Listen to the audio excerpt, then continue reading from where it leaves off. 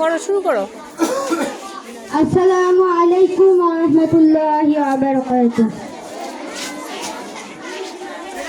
আবৃত্তি করছি আবু জাফর ওবায়দুল্লাহ এর লেখা আমি কিংবদন্তির কথা বলছি, কবিতার কিছু অংশ। আমি আমার পূর্বপুরুষের কথা বলছি। তার করতলে পলিমাটির সৌরভ ছিল, তার পিঠে রক্ত জবার মতো ক্ষত ছিল।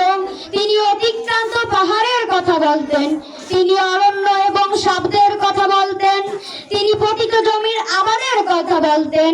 জিহ্বায় উচ্চারিত প্রতিটি সত্য শব্দ কবিতা, কর্ষিত জমির প্রতিটি শস্য দানা কবিতা। যে কবিতা শুনতে জানে না সে ঝড়ের আর্তনাদ শুনবে, যে কবিতা শুনতে জানে না সে দিগন্তের অধিকার থেকে বঞ্চিত হবে, যে কবিতা শুনতে জানে না সে আজন্ম কৃতদাস থেকে যাবে।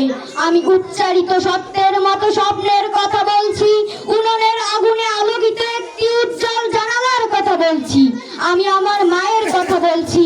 তিনি বলতেন, প্রবাহমান নদী যে সাঁতার জানে না তাকেও ভাসিয়ে রাখে। যে কবিতা শুনতে জানে না সে নদীতে ভাসতে পারে না, যে কবিতা শুনতে জানে না সে মাছের সঙ্গে খেলা করতে পারে না, যে কবিতা শুনতে জানে না সে মায়ের কোলে বসে গল্প শুনতে পারে না। আমি কিংবদন্তির কথা বলছি, আমি আমার পূর্বপুরুষের কথা বলছি।